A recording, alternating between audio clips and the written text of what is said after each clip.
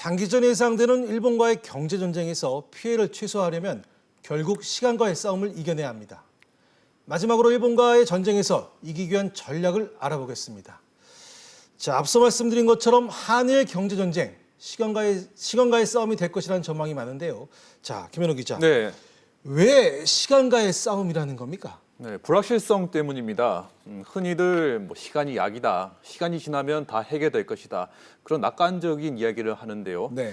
지금 같은 상황에서 맞지 않습니다. 지금 일본이 언제 어떻게 보복을 할지 모르기 때문에 정부는 광범위한 대책을 세워야 합니다. 여기에 들어가는 노력이 모두 손해입니다. 기업들은 리스크 때문에 생산 계획도 잡지 못하고 거래처와 신뢰 손상도 불가피합니다. 사실 외교적 화해는 임시 방편입니다.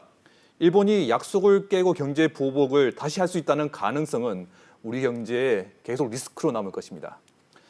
소재 부품 기술에서 우리보다 앞서고 경제 규모도 3배나 큰 일본이 지금 유리한 위치를 선점한 경제 전쟁에서 시간이 지날수록 우리 손해는 커질 수밖에 없습니다. 네. 피해를 줄이려면 일본의 추가 보복이 없을 때, 그리고 최단 시간 내에 일본에 의존하는 구조에서 벗어나야 됩니다. 입 딱 다물고 언제든지 필요할 때 자기네들이 이제 행동 옮기겠다 이런 식이니까 기업 입장에서 볼 때는 굉장히 불확실한 거죠. 어떻게 대비를 해야 될지 상대방의 카드를 안 보이니까 손실을 볼 위험성이 커진다고. 말씀드린 것처럼 일본과의 경제 전쟁, 장기전이 될 텐데요. 그 과정에서 국내 기업들의 피해가 불가피해 보입니다. 대응 상황은 어떤지 정리된 영상 확인해 보겠습니다. 그동안 우리 기업들은 상대적으로 품질이 우수하고 물류 비용을 아낄 수 있다는 이유로 일본산 소재를 수입했습니다. 그러나 이제 사정이 달라졌습니다. 대기업들은 독일 등 유럽과 국내 소재 기업으로 눈을 돌리고 있습니다. 통상적으로 대체를 찾으면 연구실로 가져서 테스트를 해야 하는데 마무리하고 공급처를 바꾸면 아주 빠르게는 테스트를 하면 3개월 이상 보통 6개월이 걸린다고 합니다. 삼성전자와 SK하이닉스는 이 시간을 앞당겼습니다. 한국반도체 디스플레이 학회에 따르면 삼성전자와 SK하이닉스는 3대 핵심 소재 다변화를 위한 테스트를 이번 달 말 마무리합니다. 관건은 품질과 안정적 공급이 가능하냐에 달려 있습니다. 대체제를 찾아서 테스트를 하고, 근데 테스트에서 몇 번 맛이 잘 나왔다고 해서 무조건 쓸 수 있다 이건 아니니까요. 공정 기술도 굉장히 섬세하게 잘 제어가 돼야 되고 거기에 사용되는 재료도 잘 제어가 돼야 되겠죠. 국내 대표 화학기업 LG화학도 원료 다각화 등 대비책을 마련해 시행 중입니다. 시나리오 플래닝에 이미 들어갔습니다. 원료 다각화 그리고 지역 다각화를 통해서 극복을 할 수 있지 않나 이렇게. 따라서 초반 3, 4개월만 잘 버텨준다면 오히려 이번 기회에 LG화학, SKC, 효성 첨단 소재 등과 같은 우리 소재 기업이 성장할 수 있는 계기가 될 거라는 전망도 나오고 있습니다. 보신 것처럼 앞으로 3, 4개월이 고비라는 얘기인데요. 자, 유 기자. 수입처 다변화를 위한 정부의 지원책은 뭡니까? 네, 정부는 연구개발에 8조 원, 금융지원으로 38조 원가량을 투입해서 일본의 수출 규제에 민감한 소재와 부품, 장비의 조기 국산화와 수입처 다변화를 추진하겠다고 밝혔습니다. 네. 지난해 기준으로 일본으로부터 수입액이 약 46조 원, 무역 적자가 27조 원에 달할 정도로 높았던 의존도를 5년 안에 낮추겠다는 의지를 밝혔습니다. 자, 여기에다가 해외 생산 확대도 해결책으로 제시되고 있다면서요. 네, 미국처럼 화이트리스트 국가에 있는 공장은 일본 규제에서 자유로울 수 있다는 관측이 있습니다. 네. 그래서 일본 경제 보복으로 가장 큰 피해가 우려되는 삼성전자가 미국 반도체 공장을 증설할 것이라는 예상이 나오고 있습니다.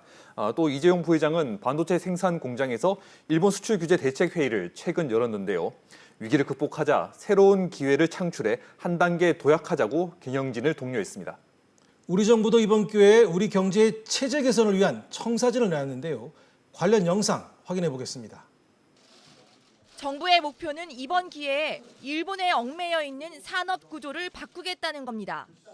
우리 소재 부품 장비 산업은 가마우치라고 불리기도 했습니다.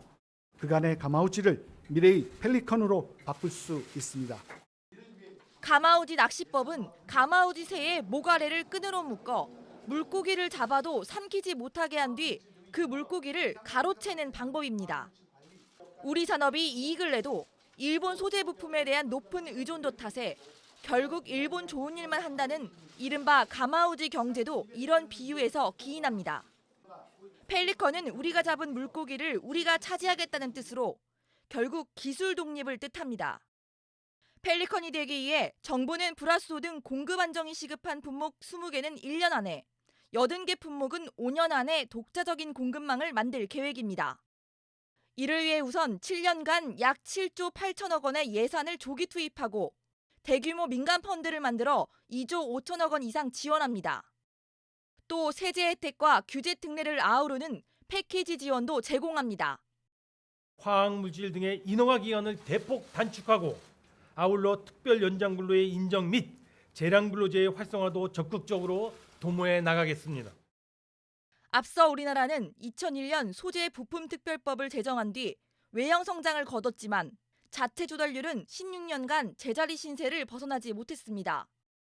따라서 이번 위기를 기회로 만들려는 정부 대책의 성패는 얼마나 현실성을 갖추고 일관성 있게 실천하냐에 따라 갈릴 것으로 전망됩니다. 정부가 일본 의존도가 높은 경제 구조를 바꾸기 위한 대책을 내놨는데요. 자, 김현우 기자. 네. 어떻게 해야 성과를 거둘 수 있을까요? 일단 조바심을 버려야 됩니다. 소재 부품 기술 개발에는 긴 시간이 필요합니다. 투자를 해도 결과가 안 나올 수도 있습니다.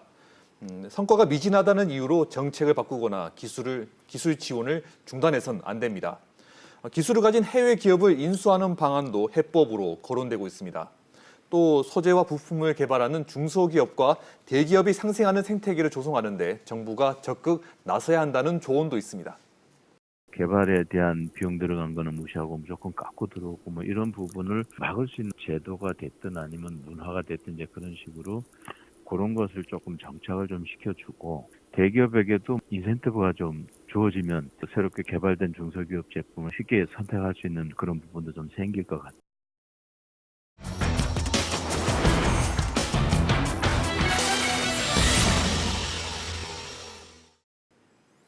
일본 아베 정부가 노리는 것은 우리 경제에 불확실성을 심는 겁니다.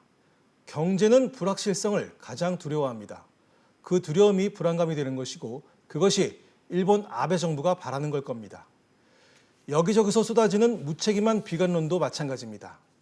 결국 우리 스스로가 냉철함을 유지하고 긴 싸움에 대비한 호흡을 가다듬는 것, 그것이 일본 아베 정부의 노림수를 막아내는 가장 효과적인 방어이자 공격이 될 겁니다.